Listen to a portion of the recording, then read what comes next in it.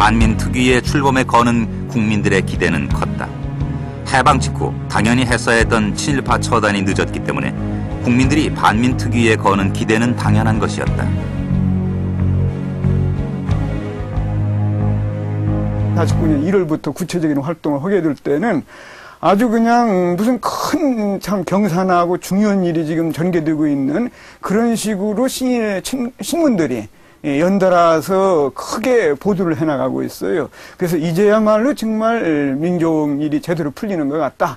친일파가 청산돼가지고 우리 사회가 이제 맑고 깨끗하게 그래서 민주주의라든가 국민화합이 제대로 될 것 같다라는 식의 그런 보도를 계속 내보내는 걸 볼 수가 있습니다. 이건 국민들의 마음을 신문들이 읽었기 때문에 그런 것이고 또 국회에서 재헌국회에서 그렇게 활발하게 반민법을 운용하려고 하는 것도 역시 국민들의 마음을 읽었기 때문이라고 볼 수 있죠.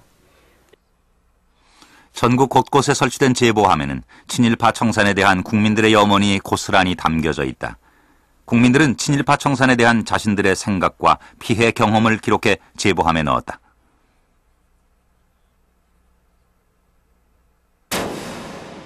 특위가 활동한 지 사흘 만인 1월 8일 제1호 검거자가 생겼다. 화신백화점 총수인 박흥식이었다. 그는 정부의 비호를 받아 해외로 도피하려다 잡혔다. 박흥식은 당시 조선 최고의 재벌로 군수회사인 조선 비행기 회사를 운영했고 조선 임전보국단의 임원으로 일제말 총동원 체제에 봉사했다. 1월 10일에는 일제의 밀정, 대동신문 사장 이종형이 13일에는 33인의 대표자였던 최린 21일에는 인촌 김성수의 동생인 김현수가 체포됐다. 그는 경성당직 사장으로 만주국 명예총영사, 조선 임전보국단의 이사로 활동했다. 2월 7일에는 친일문학의 거두였던 최남선과 이광수가 체포됐다. 김상덕에게 이광수는 28 독립선언을 함께한 동지였다. 하지만 그런 인연으로 그의 변절을 눈감을 수는 없었다. 아무래도 28 독립선언 때 서로 그 일본 동경이라고 그러는 심장부에서 대한민국 독립을 선언하는 운동이거든요. 그거 상당한 각오를 한 동지들이었고, 그래서 거기다가 또 이광수의 그 문필에 대해서 아버지가 상당히 그 애착을 가지신 거고, 그래서 이광수 씨가 그 저촉된 걸 매우 마음 아파한 건 사실입니다. 하지만 이광수는 자신의 반민족 행위에 대해 뉘우치지 않았다. 나의 발자취 남기고 싶은 정철용 씨는 현재 살아있는 유일한 반민특위 조사관이다. 그는 이광수를 직접 체포했다. 주는 이광수 선생의 연행. 난 그래도 미안하다 이런 얘기가 나올 줄 알았는데 그게 아니라 한 얘기가 해방이 1년만 늦었어도 우리는 좀 한국 시민이 됐을 거다. 우리가 있으면 이제 신사참배 안 하고 장식예매 한 사람이 어디 있느냐 말이지. 그런 얘기 할 때 좀 실망을 했어요. 저기 저 말하자면 지식인이고 배운 분이고 유명한 분인데 걔도 민족정신이 있어서 조금이라도 마음속에 장애는 있지만 참말로 이게 내가 그 당시 참말로 외세에 있던 강자 말하자면 일제의 강압에 듣든지 사실 미안하게 생각한다 이런 말을 기대했다 이겁니다. 근데 엉뚱한 새로 나오길래 좀 전문직에서 좀 기분이 좀 좋지 않다는 거예요. 그러니까 내가 이제 화딱 지나서 그 양반 이름이 가야마 미스러요. 장식임이에요. 내가 가야마 이랬어요. 이 말로. 걔들 그 양반도 하는 얘기가 일본말 할 때 하이 이렇게 답변해 일본들은 예 이라더라고. 친일파들의 변명도 다양했다. 전 국민이 친일할 수밖에 없지 않았느냐 강변하기도 했다. 하지만 이런 변명은 독립운동가를 욕되게 하는 것이었다. 왜 자기네들이 친일했느냐에 대해서 우리는 일제 시기에 한 시대의 선각자로 있었다. 지도층이었고. 따라서 우리는 일제 식민지식의 문명 개화의 선구자고 사회 지도층이었기 때문에 일제가 우리를 표적으로 삼아서 친일을 강요했다. 따라서 우리들의 친일은 친일이라기보다는 그 시대에 뛰어난 지도자였기 때문에 당해 했던 순환이라고 이야기한다. 순환. 근데 저는 묻고 싶어요. 그때 친일에서 어떤 고통을 당했는지 저는 묻고 싶습니다. 독립운동 한 사람도 고통을 재산 있고 자식들하고 뿔뿔이 흩어졌지만 가령 이들은 친일해가지고 돈 벌었지.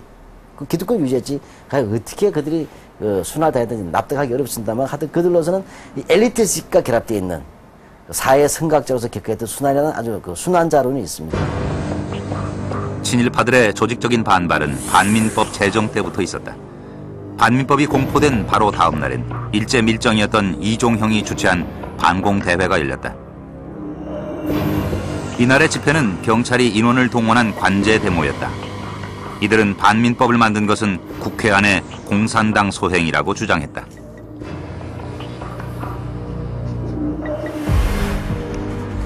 특히 이종형은 반민법은 온 국민을 그물로 얽어매는 법이라며 온 국민이 친일파다라는 물타기식 궤변을 늘어놓았다.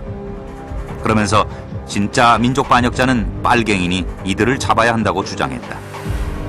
반공을 무기로 반민법을 반대하고 나선 것이다. 사실 이 친일파들한테 반공이라는 건 여의주와 같은 역할을 했다. 여의봉, 여의주. 그래서 자기 마음대로 상대방을 치고 말하자면은 자기들을 애국자로 만들면서 자기들을 탄압하는 세력을 오히려 몰아치는 그런 논리로서 이 반공을 많이 사용하는 걸 볼 수가 있습니다. 그런데 사실은 이건 일제 말에 있었던 행태하고 거의 같은 거라고 볼 수 있어요. 일제 말에 반공운동이라는 것을 일본 제국주의자들이 전쟁을 수행하면서 대대적으로 벌려나가거든요. 말하자면 적을 만들어가지고 그쪽으로 사람들 마음을 쏠리게 하는 그런 방식이었는데 이런 반공운동에 친일파들, 경찰을 포함해가지고 친일파들이 적극 호응하는 걸 볼 수 있습니다. 이날의 집회는 내무장관 윤치영, 상공부 장관 이명신 등이 관련을 맺고 있었다. 이들은 일제 말 친일단체인 조선 임전보국단 출신의 친일 경력자였다.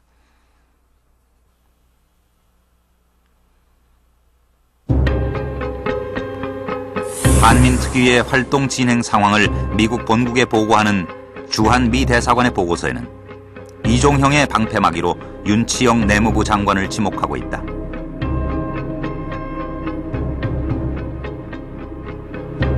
대회 준비는 이종형이 일제시대 밀정 출신이었던 이종형이 준비를 했고요.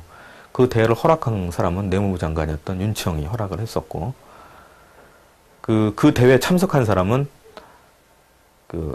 이종형이 처한 이취성인데 이취성이 여자국민당 이취성은 여자국민당 총무로 활동을 하고 있었습니다. 당시 여자국민당은 이명신 상공부 장관이 당수로 있었던 거죠. 그리고 요 이명신 상공부 장관, 윤청 내무부 장관 말고 또 이범석 국무총리가 직접 참석을 했고 이승만 대통령이 축사가 낭독되는 이런 모습을 취하고 있습니다. 다시 말해서 반민법 반대 국민대회를 위해서 이승만 대통령을 필두로 해서 국무총리, 내무부 장관, 상무부 장관 등이 참여를 하고 있고 해외에서 평생을 독립운동에 바쳤던 대통령 이승만. 당연히 친일 청산에 앞장설 것 같았던 그가 친일파들을 옹호하고 있는 것은 분명 자연스러운 것은 아니었다. 왜 이승만은 친일파들과 함께할 수밖에 없었던 것일까?